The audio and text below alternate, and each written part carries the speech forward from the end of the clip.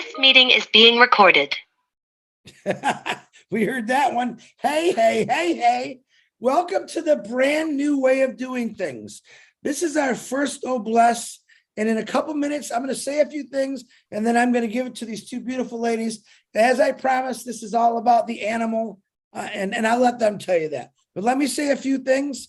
First of all, welcome to the new Noblesse Hour. And what we're trying, I'm going to ask something for everyone. There's a lot of individuals that are doing webinars on your own times, your own dime, however you want it. We're asking you to come join us because we could do 2 webinars a day under an hour. Today we're doing Noblesse. This is the first one.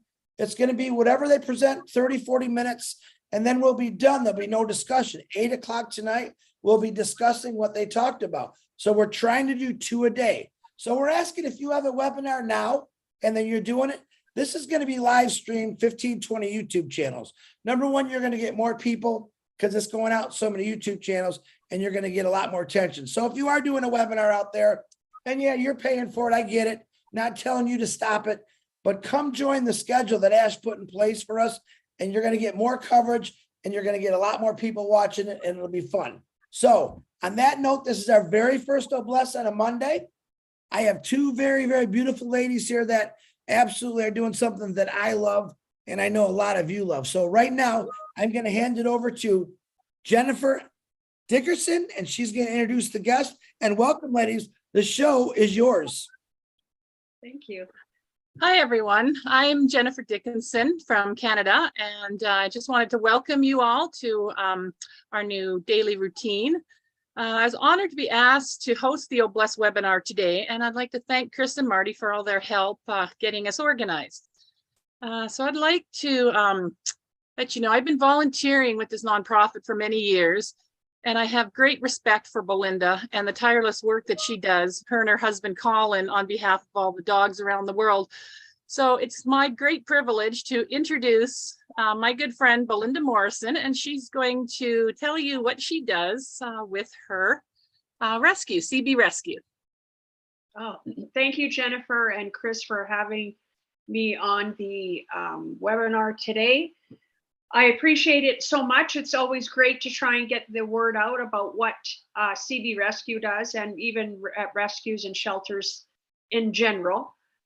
We are a rescue based, but we hope to be shelter based very soon. So maybe some people don't understand the difference. First of all, I guess I'll just kind of say how we started. So of course, I'm Belinda Morrison. People call me B Bella. And we started this rescue in Calgary, Alberta, Canada.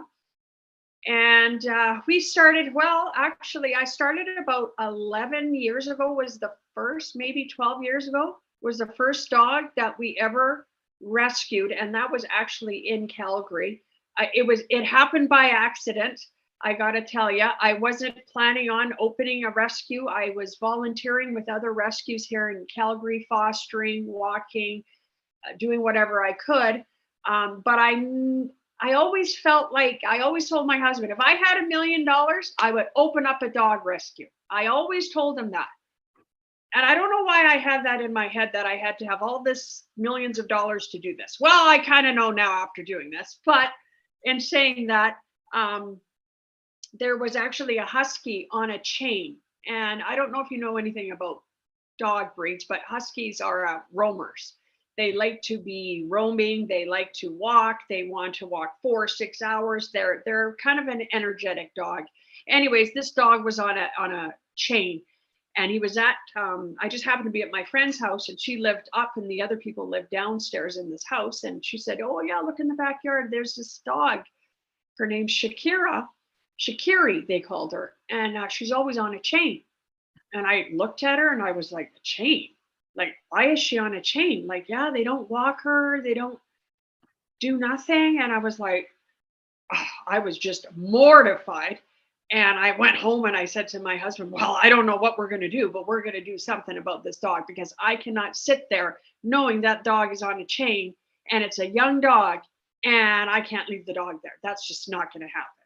So my husband's a lot more assertive and I'm a lot more I guess, emotional. He's more logical thinking. So I sent him over there and he actually bought the dog from the guy and he made him sign a piece of paper because I just felt like he was going to come back. And he did. 3 days later, he wanted his dog back, but that didn't happen.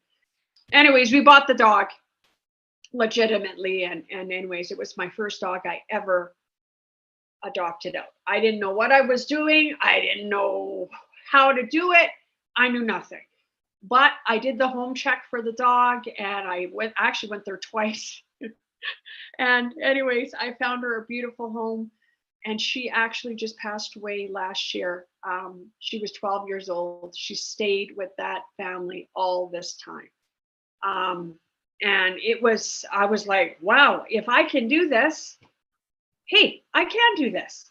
So I started just kind of helping dogs. And then I don't know if you want me to go into how we started flying dogs into Canada. That is a whole different kind of ball game too. What happened was about 8 years ago. So we started helping in Alberta, owner surrenders, dogs from Siksika Nation, Morley Nation. But then at about 9 years ago, I went to the Dominican for a holiday. And I always bring donations. I don't care where I go. I don't care if it's for schools, children in need, women, animals. We always, every time my friends come with me, because I invite always my friends on these trips, I'm like, hey, you want to come on a trip? Okay, then you got to bring donations. Because I always feel like you need to leave the country that you're visiting in better shape than what you found it. Very important to me. So we brought all these leashes and collars, and I just Googled Callares Rojos, which is red collar in Spanish. Forgive my Spanish, people. It's not very good. Excuse me. So anyways, we went down there and we did a spay and neuter clinic. We volunteered at the spay and neuter clinic. Oh, there's little Leah. She's from the Dominican there. But anyways, we volunteered there and we did a spay and neuter clinic, and I did one before in Mexico. Anyways, long story, Janny, the head of the rescue there, says, do you want to come see our shelter? And I was like, okay, because they had the spay and neuter in this big old building, right? So I said, okay. So, and on the way down there, by the way, we already had 3 dogs at my house. So Colin says to me, we're not taking any dogs back. We're not bringing any dogs back. I said, oh, no. We're just bringing the donations and volunteering. So she takes us into this chicken wire. It's literal chicken wire with all these dogs in this chicken wire. And I was like, and she was so proud of this shelter, which in Canadian standards is like not very good, right? So I was like bawling my eyes out going, oh my God, look at these dogs. And Colin's looking at me. And then Missy comes up and she's got one eye that was somebody poked her or hit her with a pipe in her eye. And then this little Chihuahua was walking by her and they were kind of coming up to Colin, and Colin is looking at me. He's looking at me and I'm looking at him. And I'm like, so anyways, we leave the shelter and Colin looks at me. Well, we can't leave those dogs there. So of course I'm like, no, we're not leaving the dogs there. He's like, oh, well, we have to bring them back. We have to bring some dogs back. No. So long story short, we brought Missy and Taco back and they became our dogs. And that's how we started helping this shelter in the Dominican, because they literally had no one helping them. Like not one person was helping them. And to try and get dogs adopted in Dominican, India, Middle East, where I brought dogs back, I brought dogs from many different places. It's impossible to get them adopted there. People say, well, why aren't you focusing all in Canada? Well, I got news for you. The way we treat dogs in Canada is a heck of a lot different than many third world countries do. These dogs are looked at as rats, kind of like no good pests. So they don't want the dogs. Oh yeah, there's little Nico. So look at this little guy. He was born that way. We got him a little wheelchair too. Look, we got him a little wheelchair. I got it made for him and we brought him back to Calgary. So basically that's how it happened. And I just started helping Janny. And then other rescues were phoning me. Hey, we heard good work about CB Rescue. Oh, there's little Mia. They said that they would have to amputate her leg, and look at her doing her water therapy here in Calgary. These dogs get absolutely wonderful lives when we bring them back to Canada. You know, I always tell my husband, when I place a dog in a home, it has to be as good as my house or better. And I'm hoping for better. These dogs are taken care of by these families like you wouldn't believe. There's Joey. I don't know if you can see in that picture there, but they actually had, see that small chain? He was chained there in that tree for 5 years. Then he went to the outdoor shelter for 8 years. I just brought him back before the ban came into effect. He's a 13-year-old dog, lovely dog.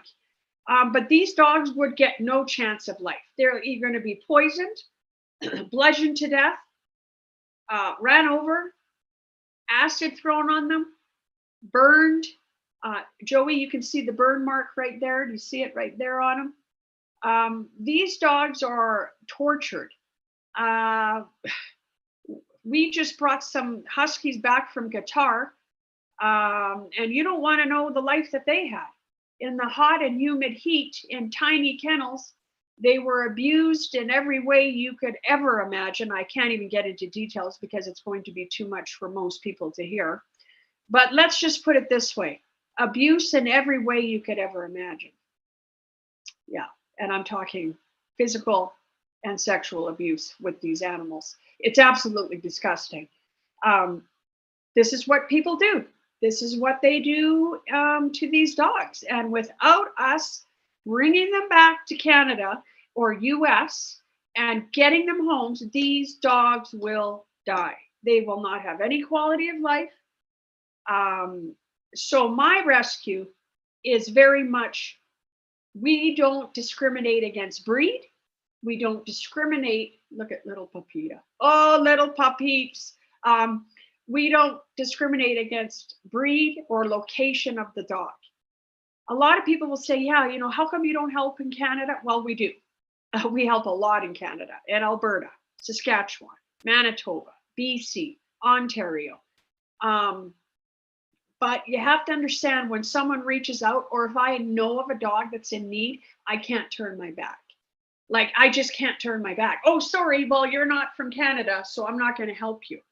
That's like saying, if you're driving in, you know, India, and you see somebody on the side of the road that needs your help. Oh, well, sorry, you're not from Canada, so yeah, I'm not going to help you. But no, that's not how we should work as a human race. First of all, we're all on this earth together.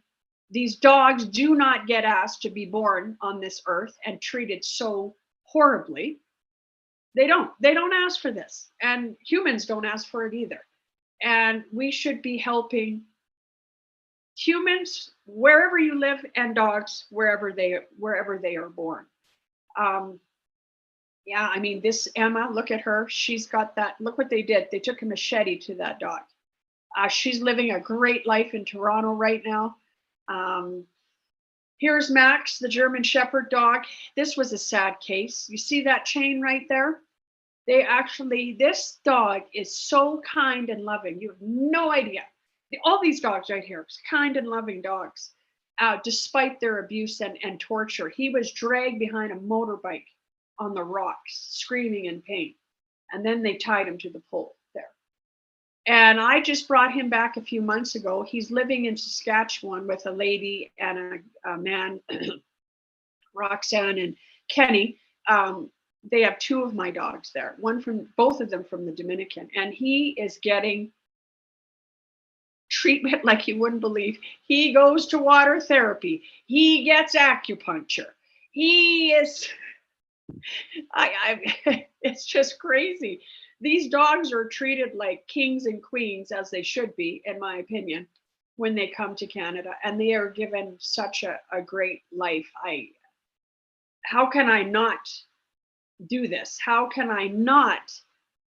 I just can't turn my back on these animals. So basically that's how we started. And then of course, shelters and rescues all over the world were phoning me. Mexico, I've taken from Qatar, Iran, Mexico, Dominican, United States. Well, you don't want to know where I've been in the United States, trying to pull dogs out of high kill shelters. There's little Maya getting made great surgery there in the capital of Santo Domingo. Do you see her eyes shut?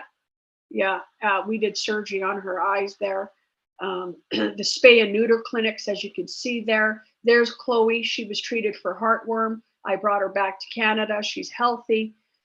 These dogs are, we go above and beyond when we bring dogs into Canada, by the way. I don't know if you know that, but to get a dog into Canada, you only need rabies vaccine and a health certificate. We go above. So we do blood work. We do dentals. We do surgeries. We do amputations. We do tumor removals. We do chemo. We do anything that we can do for these dogs. We do it, and then we bring them into Canada healthy.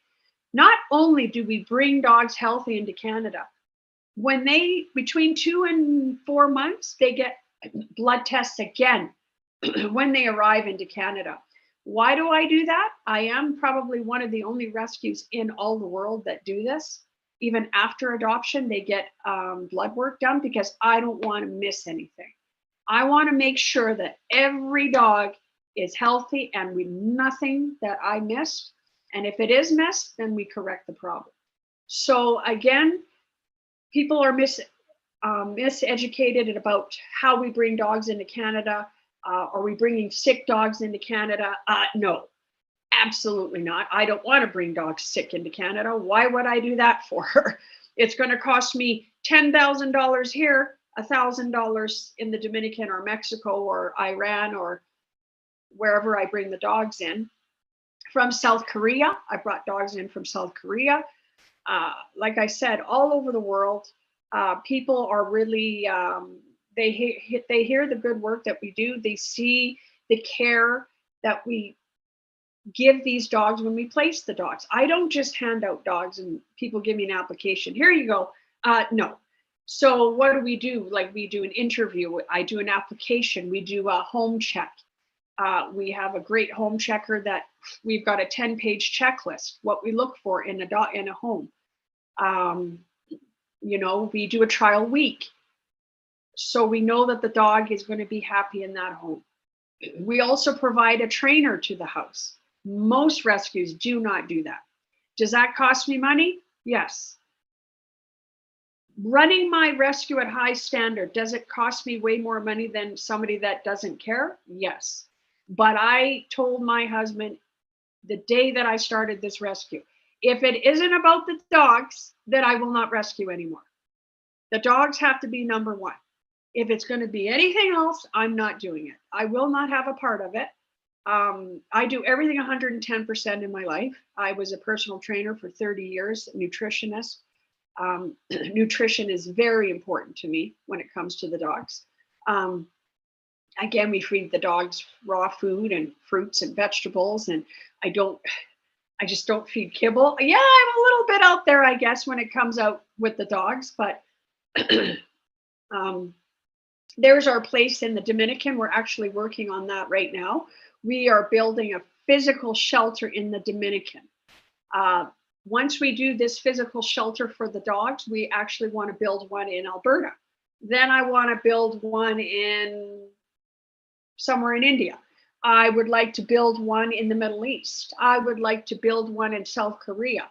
I mean, this is our plans down the road to, there's our facility there getting built. There's the gates. So I don't know if you can see at the bottom there, but we got special gates made so the little guys can't get through the gates in the bottom there. Again, the gates, the walls are very high. Some of them are 9 feet high there. And it's because people will throw poison into the facilities to kill the dogs. This is what happens. So we have to make sure that the dogs are going to be safe in this facility with the walls and the special doggy doors and the special kennels that we're going to be making. We're also going to do a wading pool for them and like in a little agility part for the dogs. Oh my gosh, look at all the dogs. Gosh, how many dogs have I rescued? It's got to be over 900 dogs now. We just had 4 arrive from Mexico a few nights ago. Geez, what can I say? Jennifer, did I talk too much? I don't know if you have any more questions, but I can always think of something. I don't know if you want me to tell a story, maybe about one of the dogs. Yeah, so I did have a couple questions here. So you mentioned flight angels. Yes. So how important are flight angels for you? Well, they're very important. During COVID, I did 22 flights during the heat of COVID. When nobody was flying, I said to my husband the other day, I'm sure I'm only 5% of the world that had been constantly flying during COVID. There were some times where I was the only one on the plane, but I kept going because I knew that I had to go get those dogs. A flight angel is pretty much a person that sits on a plane and they bring the dog into Canada. They go through customs. We're there to clear the dogs, which means pay the taxes on the dogs when they arrive as an import. We do have an import license into Canada. I've never had a problem bringing a dog into Canada in the 10 years I've been flying dogs in. I've never had an issue with Canada Customs. I've never had an issue with CFIA. They have an import ban right now, which is unfortunate. It means that no dogs can come into Canada from 113 different countries, including India, Middle East, all over the place. Turkey, Thailand, none of them are allowed in right now. We are trying to get it. We're trying to get an exemption for rescue so we could still get these dogs. Because what's going to happen is breeders are going to come out in full effect because there won't be any small to medium dogs coming in. And breeders are going to see this and they're going to hop on the opportunity to breed more dogs, which we do not need. We need dogs that are already on this earth, adopted and rescued into families. That's what we need. So Flight Angel is pretty easy. As you can see there, there's Sherry in the blue shirt. She just got on the plane. She got off the plane in Calgary or in Toronto. We clear the dogs. We bring them into Calgary. That's it. You basically sit on the plane. We pay for the dog's flight. We pay the taxes. We deal with customs. I deal with the government when they land. It's pretty easy way of saving a dog. So flight angels are imperative. Right now, we cannot bring dogs in, but if you would like to adopt a dog in one of those countries as a personal pet, so let's say, Jennifer, you saw a dog at Cagares Rojos or somewhere in India or wherever, and you want to adopt a dog, you are absolutely allowed to do that still, bringing a dog into Canada, as long as it's your own personal pet. I could still fly a flight angel. You could bring the dog in. That's fine. It's just commercial, which means rescues are not allowed to do it right now. We hope to get an exemption for rescues and shelters. I actually wrote a letter to Mr. Pierre Pellevue, I hope I'm saying his name right, a personal letter to his personal email. He is the UCP, is that it? He just got elected here into Canada and he would like to be prime minister one day. And he loves animals. So I've written him a letter to try and see if we can sit at the table with the Canadian Food Inspection Agency, who is the agency that put this policy into place without talking to rescues and shelters. Again, we have no rabies in Canada, by the way. We have not one documented case of canine rabies in Canada. Not one. United States does. Mexico is considered rabies free, which I won't go into details about that. But let's just put it this way. I'm not fully assured that this is just about rabies. I'm sure there's other things that are going on, like everything in the world. But at the end of the day, I really don't care. I want to bring healthy dogs into Canada. I want to keep Canadians safe. I want to keep the dogs safe. I want to keep Canadian dogs safe. I want to bring dogs into Canada that are healthy, period. And I've been doing it for 9 years with success. Yeah, we're a small to medium rescue, but we hope to really help dogs across the world because they don't have a voice. And without humans, these dogs will suffer. And here I am 9 years later. We're a registered nonprofit. We became a registered nonprofit society in Alberta of April of 2017, even though I was rescuing before that. The reason why we became a registered nonprofit is because I realized that I cannot do this myself. I can't. Financially, you don't want to know. It will take everything you have to run a dog rescue and do it the right way. Lots of money, as Jennifer knows. Yeah. Yeah, True. Yeah, true. Lots of money. So, yeah. So that brings me to my next question. So when you're talking about help and volunteers, how important is it for people to help foster and to adopt these dogs so that they have somewhere safe to be? How does that, play into your rescue, into all the rescues? I'm assuming it's a very important piece of the puzzle. Yeah, I mean, without fosters save lives. Okay, when you don't have a physical building, like I hope to in Alberta. I mean, like I said, we're working on ours in the Dominican, and then we hope to work in one in Alberta, and then just keep expanding. But for right now, we are foster based. Without fosters, I can't bring dogs into Canada. So I'm not a willy-nilly kind of person. So I'm not going to bring 30 dogs into Canada and have nowhere to put them. No, I don't do that. I want to make sure that I have a foster. I want to make sure we have money for vetting if we need to. I want to make sure I have a trainer set up if we need it. I want to make sure we have the right food for the dog. I want to make sure we have a game plan for every dog. There's sometimes in rescue, though, that doesn't always work, right? I mean, I might get a situation where somebody phones me, hey, we need you to take this dog, please. It's an emergency situation. I gotta take the dog. I might not have a game plan. But for the majority of dogs, we have a game plan, and that's fosters. Fosters are an integral part of every single rescue around the world. When you foster, this is what I tell people. And when you adopt, you're actually saving the dog that you saved, and you're also saving another dog because you just made a spot for another dog to come into the shelter. So every time you adopt, you save 2 dogs. And most people don't realize that. It's so important. I can't even tell you without these families. As you can see some of the pictures there, and so our slogan, I don't know if you could see it there. It says saving dogs, changing lives. And one day I was sleeping and I woke up with a start and went, oh my gosh, we saved dogs, but we changed the lives of not only the dogs, but the people. The people, I can't tell you, there's a family that phoned me, Belinda, my husband.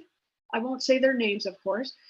He has severe depression and, suicidal attempts. And with this dog in this house, it's changed him. He wants to live. I had another young gentleman. He was only maybe 23 at the time. He was depressed. He had no friends. I adopted a dog to him. He's doing photography classes with the dog. He's going out in the community. I don't want to get emotional, but these dogs, they change people, and they do so much good. And Yeah, they're so do. innocent, and they're just lovely, and they're just. I have learned so much in this rescue about people, about humanity, about these dogs that do not deserve this. And they're just so loving. I mean, a lot of people say to me, oh, shelter dogs or street dogs they're they got behavior problems. Well, I have to tell you, that is absolutely untrue. Yeah, and I can testify to that because my little Oscar that you brought back from the Dominican that we love dearly, that we've had for 4 years, he is the best dog, the most loving dog. He learned everything. He had to learn English because he was a Spanish speaking dog. So he had to relearn English. I learned some Spanish terms, but you know, he's a very smart dog. He's a loving dog. He's the best dog. You just can't get a better dog than a rescue. They just, it's almost like they inherently know that you saved their lives, and they will love you until the day they die. Sorry, now I'm going to get emotional, but It's true. they're just unbelievable They're dogs. grateful. You know how many families tell me, hey, Belinda, I just want you to know I have the best dog. And you know what I tell them? You're not wrong. You're not wrong. But these street dogs are absolutely incredible. I mean, we pulled a dog out of a hole in the Dominican that was bound. They bound her mouth, they bound her legs, they hit her with a machete, they kicked her, they punched her, they put her down a hole, and someone heard her crying. The fire department had to come. They went into that hole. The firefighter went down. They found 16 dead dogs trying to crawl out of that hole. Crawling, they were trying to get out. And this is what this man did in the Dominican. We got Anita out. We got Anita out, believe me. We have a video of her coming out of the hole screaming. And she was placed in a home here in High River in Alberta. She since has passed away. But I can't tell you people won't believe it. They're like, this dog has been macheted, hit, poisoned, burned, everything you could ever, strangled. And they act like this. And I'm like, yeah. And it's because they're grateful. They know that they are rescued. Even dogs that I haven't seen in 5-6 years, they see me, and I'm not joking. When I would see Security, because she lived in Fort Mac, she only saw me once every few years. When that dog saw me, she would let go of that leash. She came to me. She jumped on me. She goes, I'm sorry, Belinda, that she's jumping on you. But she doesn't do that to people. She recognized that you took her off the chain. And I'm like, they do. They absolutely remember. I cannot tell you. I just wish more people would be educated about rescues and how they change your life. How I can't even begin to tell you how, everybody, I think people go through life and they don't understand. Maybe they don't know what their passion is, but I can tell you 100%, I did fitness for 30 years and I thought it was my passion, and it was. But when I started this rescue, I knew this is what I'm supposed to do. I know that I'm supposed to help these dogs. There is no doubt in my mind. I was placed on this earth at this time to do this work. And we can't do it without you. We cannot do it without people. Like, a lot of people phone me up. You know what they tell me? Hey, Belinda, I can't do what you do, but I can help you. And there you go. And it's been expanding ever since. And we're about quality of life for the dogs. I'm not about bringing, like I said, 100 dogs into Canada and just willy-nilly all over the place. Sorry. I'm sorry, I apologize, but I do get emotional. If I didn't cry, well, there's a problem. I do get very emotional about these dogs because they're so innocent. When I look at them, they look like little children to me. Like, I just love children and babies and toddlers, and I think they're just so innocent children. And animals are the same way in my eyes. And these are just a few, these last two slides, of the thousands of dogs you've saved. And these dogs are all in great homes now, and they're all loved and they're all happy. And it's just so great to see. So great to see the hard work that you and Colin have done. It's just been, it's amazing. It's amazing that you'd put your lives on hold for these dogs. Yeah, a lot of people phoned me up, a lot of rescues in the beginning, and said, oh, Belinda, you're in for it. You have no idea what you're getting yourself into here. And I didn't kind of listen to them because I didn't want to hear it. But they were right, and I was wrong. But in saying that, I have a husband that's very loving of the dogs. I mean, there's not many husbands that would do what my husband has done when it comes to, like, I've sold 2 houses I bought in the last year and a half to help pay for the stuff going on in the Dominican. We had to do it. We've had to sacrifice our social life, friends, our homes, our home.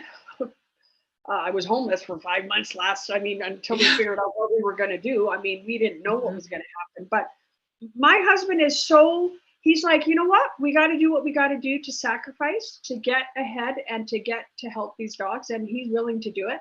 And I'm willing to do it. But people don't really realize, I feel sorry for all the people really that run shelters and rescues right now, because it's difficult. It's difficult to get funding. To get funding. We don't get funding. The only funding we get are through donations and the adoption fees. That's it. And, but like I said, that's not why you run a rescue. You run a rescue because you love the dogs. And I'm passionate. I think people can tell that I'm passionate about these animals. I just can't see me doing anything else right now. I can't see it. No. And I think, one of the exciting things is with Oh Bless, it's gonna change the world. There's just so many people. The 1.4 million of us we're determined to change the world. And I know there is so many people out there that love dogs and would be willing to help all the shelters around the world, not just yours. There's so many people out there that are trying to save these dogs and help animals in general. And I just really hope that people find in their hearts to once they have the ability to help out and just adopt the dog, get fosters, do whatever they can to save these dogs from a horrible life. There's always something somebody can do. Some people might say, oh, there's nothing I can do. Yes, there is. Absolutely there is. I don't ever want to hear anybody say there's nothing I can do. Like Chris just said, like he found that little kitten and he went down the street and found someone to help him. Yeah. He could have turned his eyes and said, oh, well. But he decided not to do that because he can do something just like I can, just like you can. People use that as an excuse. And I am a go-getter. I've been a go-getter since the day I was born. And when I get an idea in my head, it's like, no, I'm going to go do this. So watch out, world, because I'm coming through. And I'm not going to let anybody stop me. I'm not going to let finances stop me. I'm not going to let anything stop me. Because this is why I was put on this earth. And I'm not saying it's not hard work. People look at me, oh my God, Linda, like you're so stressed. Look at all the stuff you have to do. Look at all the drama and the things you have to take. It's part of rescue. It's part of rescue. But when I see pictures of these dogs, Jennifer, this is what makes it all worthwhile. Yeah. And, like I said earlier, I volunteered with you for many years, and my dog Oscar is up in the top right-hand corner, the little brown and white fella. And the one second from the left, so this was probably one of the hardest things I've ever done, is I fostered Dolly. So I think her name now is Aspen. And I fostered her for 8 months before she finally got her forever home, because she was a puppy rescue off Morley Reserve, and she looked like she was going to get big. So people were like, we don't want a big dog. So we raised her, and she was the most loving dog. She was like as close to perfect as you could get. And, we probably would have kept her, but my daughter was allergic to her. So I probably would have kept her, but she found her forever home with the family. And I got to say, giving her up, I cried for 2 days. I just lost it. But, I know in my heart that she's with a good home. We found her a good home. Belinda found her the best parent she could have. And it warms my heart to know that she is in a good place and not running away from a pack of wild dogs trying to kill her. So is where she was found. So, everybody can do just a little bit, to help out. That's. If everybody just did something small, like I just said in the beginning, if everybody just did something small, you might not realize what you did and the impact that it has on the world. You don't know. I'm talking with anything, humans, environment, dolphins, like Chris said. I don't care if you are passionate that the sky is blue and you want to keep it blue. Then go ahead and do it. Go ahead and do it. Go ahead and this is what I tell people. Your passion, find it and do something about it. And then find like-minded people like yourself that want to help you. Because when you get a group of people, you have strength in numbers and you can change the world. Like I had a lady, I remember this very clearly. I was in Vegas and we pulled 2 dogs from the high kill shelter. They were going to be dead the next day, these 2 little chihuahuas. And I was in line getting ready to get on the airplane. And this lady says, oh, what are you doing with these 2 dogs? I had one and my husband had one. And I said, oh, we saved them from the high kill shelter. We're going to bring them into Canada. She looks at me. Oh, well, you're only saving 2 dogs. And that resonated with me. And I looked at that lady and I said, yeah, but tell that to this dog that would have been dead tomorrow morning. So yes, we have only saved 1 dog at a time sometimes. That is very true. But look at the strength in numbers now. Close, probably, I don't even know how many now. Close to 1,000 maybe. I don't even know, Jennifer. I haven't kept track. Someone told me I should have pictures of all over the walls about all the dogs that we've I just haven't had time to do that. Quite a few on the CB Rescue Facebook page is where I got most of these pictures from, and it was hard to choose which ones because there was so many cute ones and so many ones that are just alive now because of you. So I want to thank you on behalf of the Obless team for coming out today. I don't know, if you have anything else you would like to add to your discussion today, or? No, I think that was it. I just encourage people to go out and make a difference. Like I said, something small, and it has a ripple. It has a ripple effect. There's no doubt in my mind. And you know, I still hear stories today. People phone me up and say, you know, this dog changed my life. This is what happened, and this is what keeps rescues and shelters going. Is when we see success in the homes that we place the dogs, it keeps us moving forward, because believe me, there's days that I didn't know if I could carry on because it is hard work, but it's so rewarding. I can't even put it into words. And now my children, I have 4 grown children. One of them is a trainer for us. My kids all love dogs. I mean, it's kind of like you ripple effect into your children too. When your children see you help a creature that can never say thank you to you, it does something to the child. It does. Because these dogs can't go on social media. Oh, thank you, Belinda and Colin, for saving my life. No, they can't. And I don't give a crap. I don't care. I tell people all the time, I don't care if I've never thanked again. Honestly, you never have to thank me for doing what I'm doing. Nope, I don't want it. I don't want to hear it. Go thank somebody else, because that's not why I'm doing this. I do it for purely the dog's quality of life, and I think every dog deserves a loving home. Period. That's it. That's all I got to say. Bella, how many hours a week estimate do you do this? What's your schedule like? It's 24/7. I mean, I'll get calls 11 o'clock at night. Colin and I've even gotten calls. Hey, there's a lost dog. You know, 2 o'clock in the morning, we're out looking for a dog. I mean, it is 24/7. I've worked, my voice has actually changed. In the last 3 and 4 years, my voice has changed. This is not my voice, but because I talk so much in interviewing people, talking about nutrition with dogs, talking about behavior, talking about training. I mean, I've probably worked some weeks, 80 hours a week, 110%. I don't stop working. I don't stop. It doesn't, rescue does not stop, because the abuse of animals does not stop. So that means I have to keep working.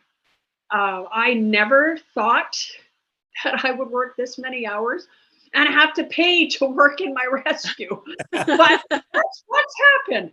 But like I said, I would do it all over again, 110. If I knew where I'd be right now, 10 years ago, would I have started this? 100%. This is the example. I'm glad you're on here, Bella, if I might call you that, because I love that name. Sure. You're the example of people that myself is looking for, all the angels of ONPASSIVE are looking for. We've often talked about what we want to do. And my little brother, Marty DeGarma, always says, you know, there's people out there that are doing this without getting paid. You just don't know who they are. They're the real heroes. And as an example, I'm using you as one of those heroes, and Jennifer, to say you're out doing this already. You know, we never have to, what do we say? Rebuild the wheel. How do they say that? We don't have to do that because we have individuals like you who are out there doing this. Now, there's a lot of animal lovers in this world, whether it's dogs, cats. I've seen elephants. You heard about Nelson the donkey, the big star on YouTube or TikTok. Instagram. Oh, No, TikTok. have you heard Nelson of the donkey? The one that gives hugs? Yeah, That's the one? Oh, he does I talks. love all animals. Yeah. People don't understand is animals affect your lives one way or the other. Maybe you don't know it. I've had animals my whole life, and I'm allergic, as you can see, my eyes to everything. But it never stopped me from having animals. What I loved in the past, I would say 10 years, could be a little more. They have animals now that go into old folks' homes or kids that are in the hospital with cancers. Yes. And these dogs just change their whole world, especially the senior citizens, because they all remember their animals. And here you got big dogs, little dogs, and they bring them right into these old folks' home. And you could see, they said you could definitely see a difference on the patient's face, because wow, they're just, all they're doing is petting that animal. That animal's putting their head on their lap. And I mean, animals are important in this world, whether people believe it or not, especially dogs. I'm a dog lover. I'm a cat lover. I'm deathly allergic to cats, but I still pet them. If I see an animal on the freeway running, I'm the guy that stops traffic to grab that dog. And I know That's you're one of those people. And Jennifer's one of those people. But that's who we're, listen, now, everyone that's watching right now, this is what we're looking for. Now, Bella's doing dogs. Cats, she's even said she's done cats. We've All done right. that. She said something very important. One dog at a time. What did Asmafara say? We could change people's lives one at a time. Same theory. Same thing. Really is the same thing. And Yeah. everyone's got a different love. Like I said, we've got people that will run in front of a bulldozer to save a tree. Good. There's different ways and ideas of doing things about love that they have. And that's what I love about OBless. Now, OBless definitely is going to be able to fund these projects you're doing. It's going to take that stress off you, even though you're going to keep doing it, no matter what. But it's going to take the stress off you. But it's also going to give you your time and freedom back to do more for the dogs. I believe that, you know. Mm-hmm. So I'm really looking forward to seeing how this explodes. And you're one of many, many people who do these rescues, no matter what kind of animal. You see the guys on the beaches saving seals. They look for a seal that's got nets wrapped around them. And these guys get out every morning and they look for them and they grab them and they cut them off, or a big turtle that's wrapped up in stuff, all kind of stuff. Listen, the truth is people in this world still care about other things than themselves. Yeah. And you're one of those Yes. people. Yeah. Well, we have to believe that. We have to, because you know what? It's funny that you say that, because rescue can make you very cynical because of what I see with animals and the abuse and neglect I see with these animals. But then, you know, it got me thinking, but look on the flip side.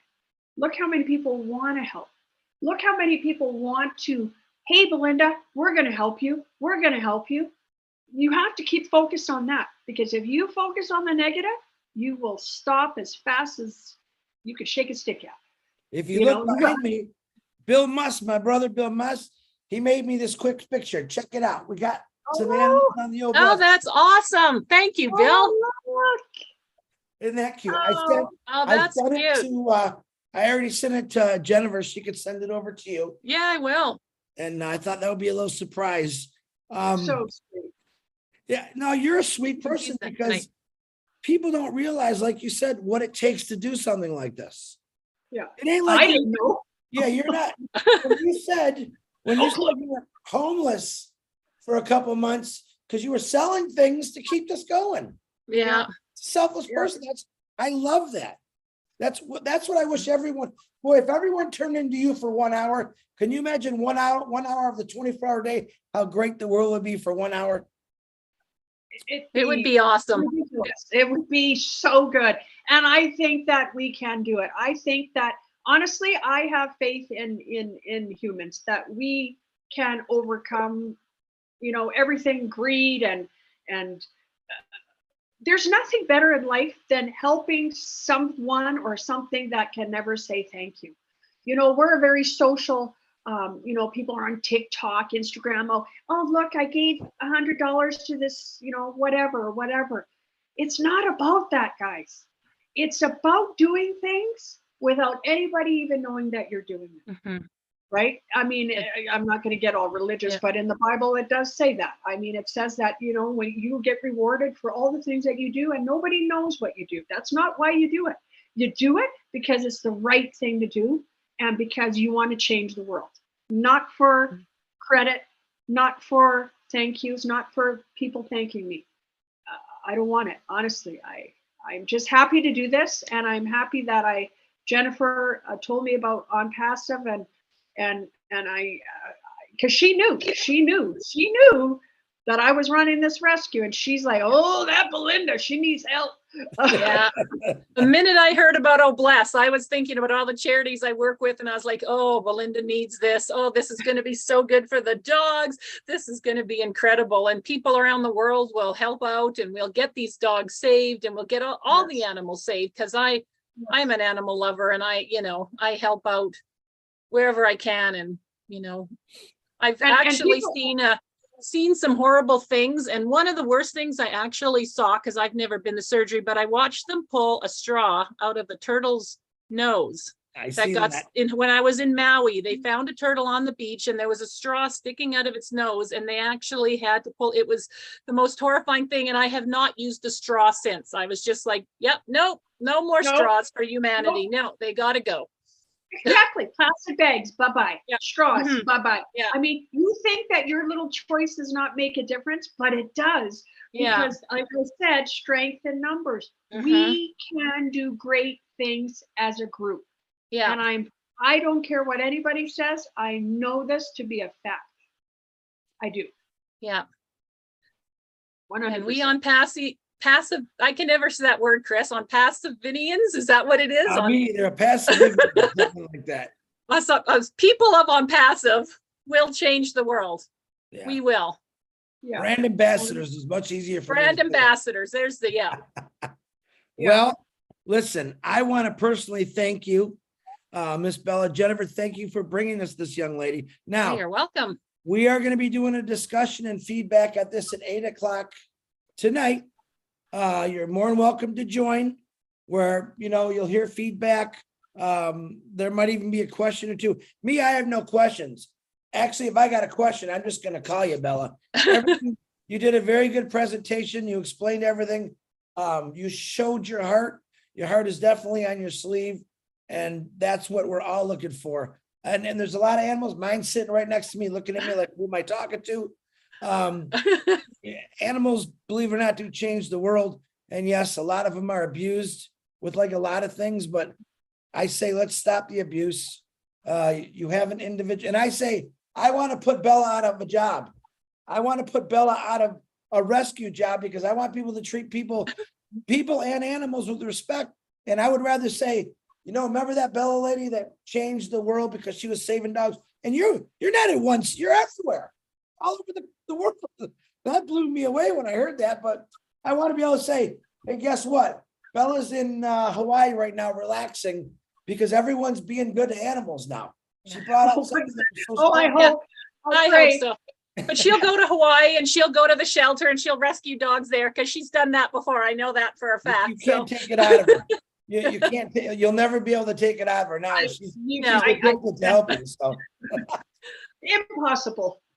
But come back tonight at 8:00. Jennifer, it's a regular Zoom then. And we get some good feedback and very.